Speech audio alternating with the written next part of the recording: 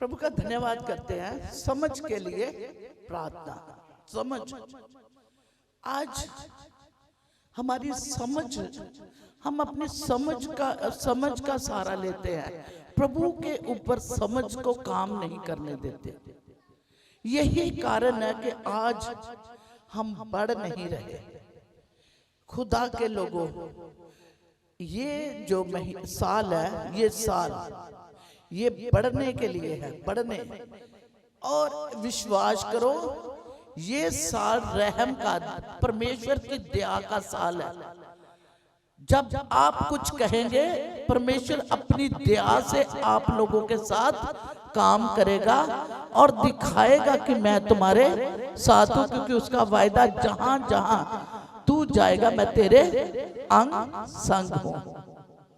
इसकी लास्ट जो वर्ष पढ़ी हमने लिखा, देख मैं तेरे उपदेशों का अभिलाषी हूं, अपने धर्म के कारण मुझे जिला। मैं तेरे उपदेशों का, उपदेश क्या है? परमेश्वर का वचन। क्या मैं और आप इसकी इतनी भूख रखते हैं, इतनी लालसा रखते हैं? क्या मेरे और आपके अंदर इतनी प्रभु के लिए वचन के कि मेरा परमेश्वर आज मुझसे क्या कहेगा, इस हफ्ते में मेरे से क्या चाहता है? कभी आपने इन बातों के लिए सोचा है? जिस दिन आप इस वचन की भूख रखेंगे, उसी दिन आपके रुके हुए काम पूरे होने शुरू हो जाएंगे। विश्वास करो, विश्वास करो। खुदा के लोगों, मैं अभी जब मैं बैठी हुई थी तब एक वचन प्रभु मुझे दे रहा था, और वचन क्या दे रहा था प्रभु मुझे, कि जब इस्राएलियों को खुदा इतनी मेहनत से, और मूसा जो है जिसने बड़े ही दिल से वहां से परमेश्वर जो जो कहता गया उसकी मान के, और इस्राएलियों को बड़े कष्ट से निकाल के ले आ रहा था। और जब मूसा परमेश्वर के पास परमेश्वर की आवाज को सुनने गया और उसे थोड़ा सा समय लग गया, तो वहां इस्राएली क्या करने लगे? उसके लिए विरोध करने लगे। क्या कहने लगे? उसके भाई हारून को, जो उसके साथ प्रभु ने सहायता के तौर के लिए दिया था। इसका आप निर्गमन 32 निकालेंगे, उसको जो उसका भाई दिया था ना मूसा को, हारून उसका छोटा बड़ा भाई था। जब उसने कहा कि परमेश्वर मैं भद्दा हूं, मैं जीभ का साफ बोलने वाला नहीं हूं, तब परमेश्वर ने उसे एक सहायक दिया, मददगार दिया। और जब उसे मदद करने के लिए दिया, तो मूसा उसे इस्राएलियों के बीच में छोड़ के खुद वो परमेश्वर की आवाज सुनने के लिए चला गया, एक पहाड़ के ऊपर, एक ऊंची जगह में, और परमेश्वर उससे बातें करता था। उसने परमेश्वर से प्रभु की आशीष को लेकर, नियमों को क्या चाहता है लोगों से प्रभु लेके आना था। जब प्रभु उसे एक तख्ते, एक फट्टी के ऊपर लिख के दे रहा था, पीछे इस्राएलियों ने देखा मूसा को देर हो गई है, अब नहीं मूसा तो हमें निकाल। जब भी वो कहते थे, उनके मन में यही होता था, कहीं भूख आ गई, चिल्ला उठते थे मूसा के ऊपर, मूसा तो हमें भूखा मारने के लिए ले आया। जब कभी प्यास उठती तो हमें प्यासा मारने के लिए ले आया, भूखा मारने के लिए ले आया। और मूसा के ऊपर चिल्लाते रहते थे, चिल्लाते रहते थे, चीखते रहते थे, कभी परमेश्वर को काम करने नहीं देते थे। ऐसे ही यहाँ भी मूसा परमेश्वर के पास गया, और परमेश्वर ने उसे 10 आज्ञाएं दी और एक तख्ते फट्टी के ऊपर लिख के दी। और क्या हुआ, जब ये 32 को अब कोई भी पहली से लेके और 6 आई तक कोई भी जोर से पढ़े, जल्दी जल्दी।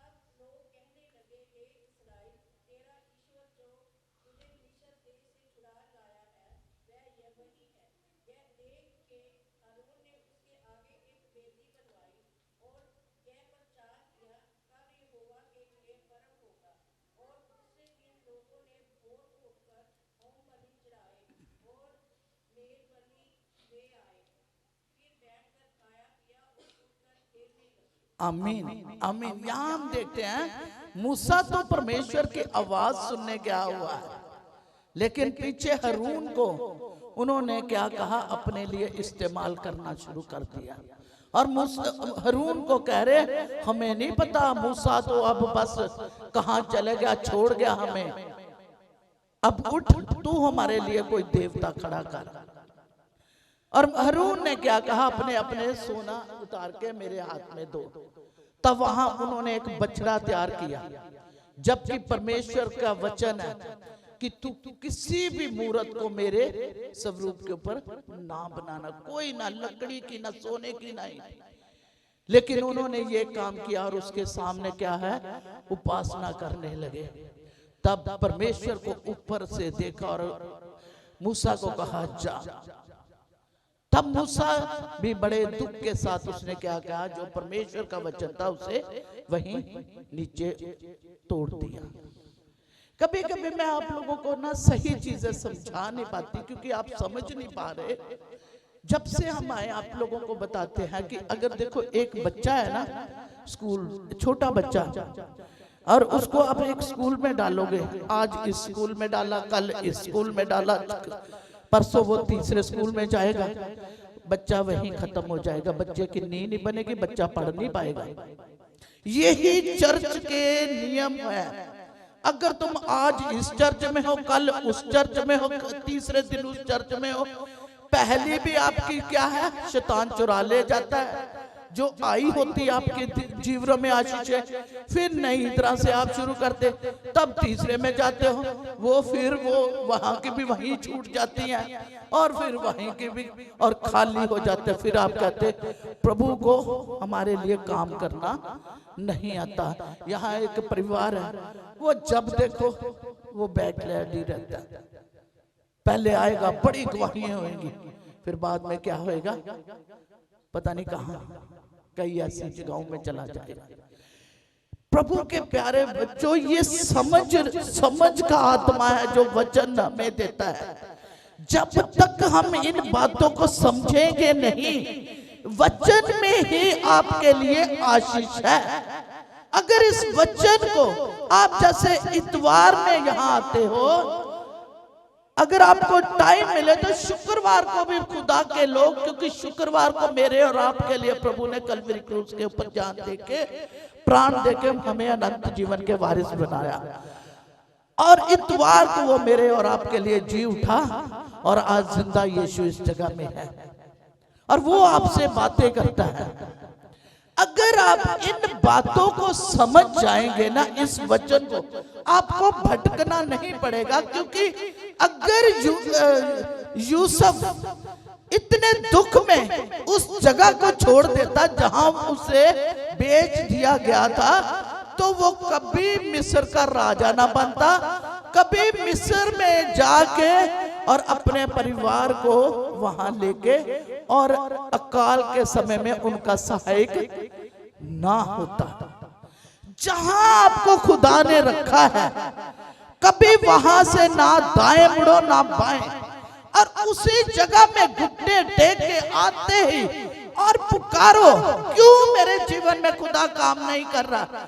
मैं जब तेरी ओर देखता हूं, क्यों काम नहीं कर रहा? खुदा आपको बताएगा, आपसे बातें करेगा, आपसे बातें करेगा।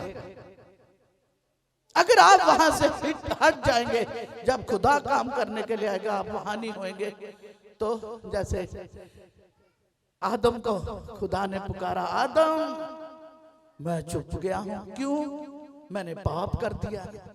ऐसे ही जहां खुदा ने आपको छोड़ा है, जब खुदा आवाज देगा तो आपकी आवाज नहीं आएगी, तो आप यही कहेंगे, खुदा तू तो मेरे लिए कुछ करता नहीं, इसलिए मैं छुप गया हूं।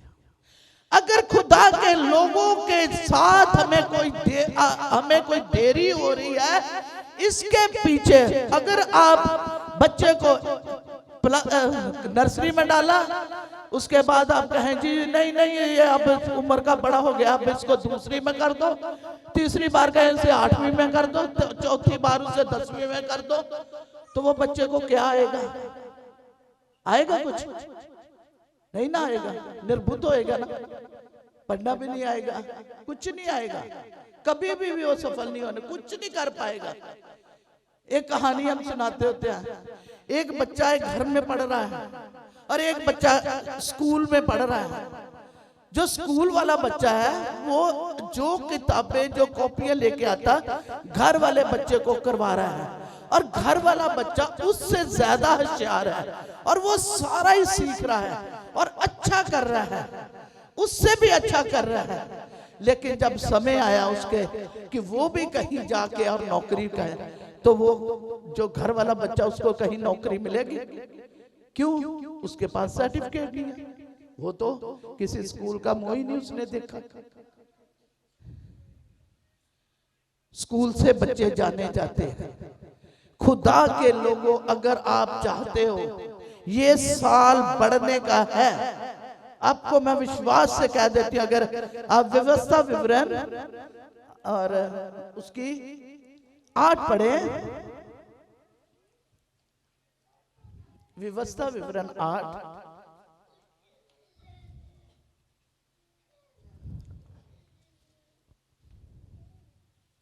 उसकी 3 और 4 तक पढ़े, पहली से लेके।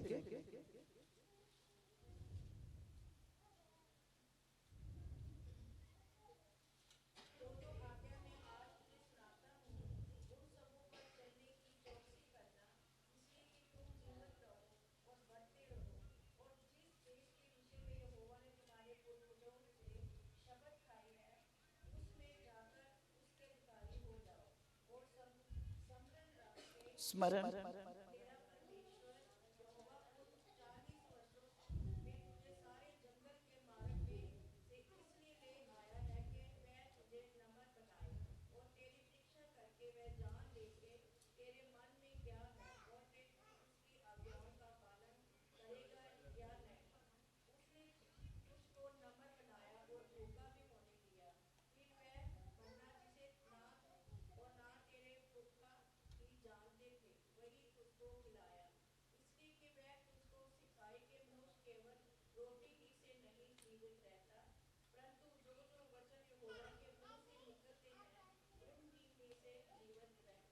आमीन आमीन। क्या कह रहा परमेश्वर का वचन? जो आज्ञा में आज, ये कौन दे रहा आज्ञा? परमेश्वर। हम क्या है? उसके टेंट है। आवाज किसकी है? परमेश्वर की। और पवित्र आत्मा, वचन जो है पवित्र आत्मा के द्वारा लिखा गया, और पवित्र आत्मा ही इसे समझने के लिए और इसके अनुसार चलने के लिए मेरी और आपकी मदद करता है। आज क्या कह रहा है कि जो आज्ञा, जो वचन में आज्ञा क्या है? परमेश्वर का वचन जो मैं आज तुम्हें देता हूं, इसके अनुसार जब तुम चौकसी करके ध्यान रख के चलोगे तो तुम जीवित रहो। जीवित मतलब प्रभु में बने रहोगे, जीवित रहोगे और बढ़ते रहोगे। और लिखा कि जिस देश में मैंने तुम्हारे पूर्वजों से, तुम्हारे बड़ों से शब्द खाया, उसमें जाके तुम बच जाओगे। और वचन कहता है कि जो यहाँ लिखा कि अगर रास्ते में, क्या लिखा ना, यहोवा उन 40 वर्षों में तुझे जंगल के मार्ग से, जंगल जो है परीक्षाओं को दिखाता है, इसलिए ले आया कि तुझे नमर बनाए। नमर मतलब हलीम, नमर।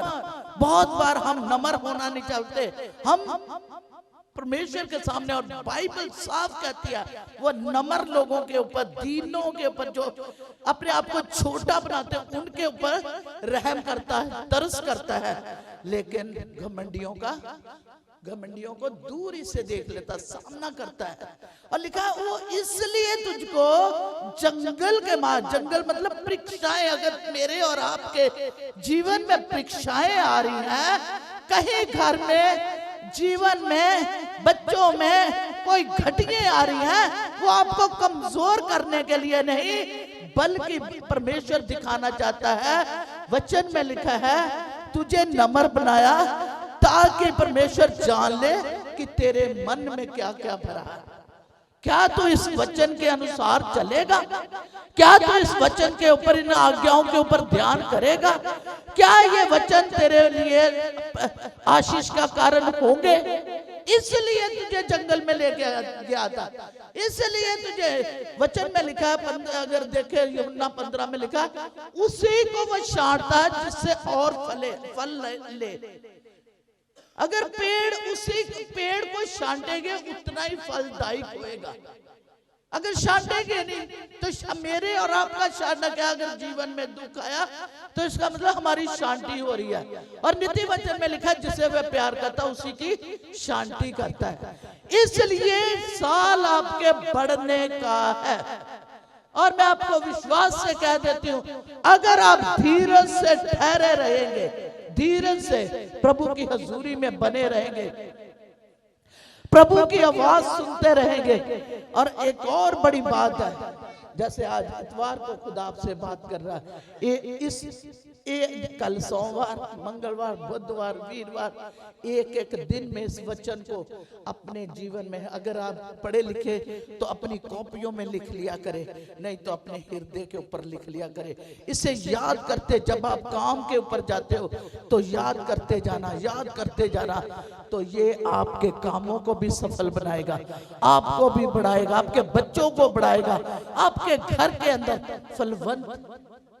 और अगर इसकी 6 में, इसी की व्यवस्था विवरण 6 में मैं कल बता रही थी, वहां लिखा, इसका मैं जल्दी से पढ़ दूंगी। 6 में ये वह आज्ञा है और वे विधियां हैं, नियम हैं जो तुम्हें सिखाने की तुम्हारे परमेश्वर यहोवा ने आज्ञा दिया कि तुम उन्हें उस देश में मानो जिसके अधिकारी होने को पार जाने पर हो, और तू और तेरा बेटा और तेरा पोता यहोवा का भय मानते रहे और उसकी उन सब विधियों और आज्ञाओं पर जो मैं तुझे सुनाता अपने जीवन भर चलते रहे, जिससे तू बहुत दिन तक बना रहे। हे इस्राएल सुन और ऐसा ही करने की चौकसी कर, इसलिए कि तेरा परमेश्वर भला है।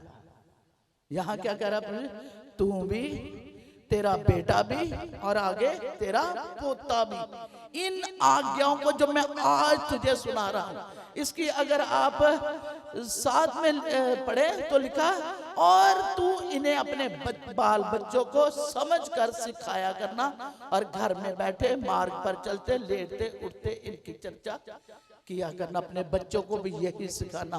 उठते हो सबसे पहले अपने बच्चों को कहो प्रभु को धन्यवाद दो कि हमारे प्रभु ने आज हमें अच्छा दिन दिया। जब आप अपने बच्चों के द्वारा भी प्रभु की महिमा, आपके घर के अंदर प्रभु की हजूरी बनी रहेगी। हजूरी का बनना, जब जब आप प्रभु के वचन को याद करेंगे, प्रभु उतर आएगा और आपके जीवनों में, आपके कामों में। और ये साल आपके बढ़ने का है, ये साल आपका है। आप किस तरह से प्रभु से आशीष पाते, ये आपके हाथ में। प्रभु ने आज आपको बता दिया है। प्रभु इस वचन के द्वारा आप लोगों को आशीष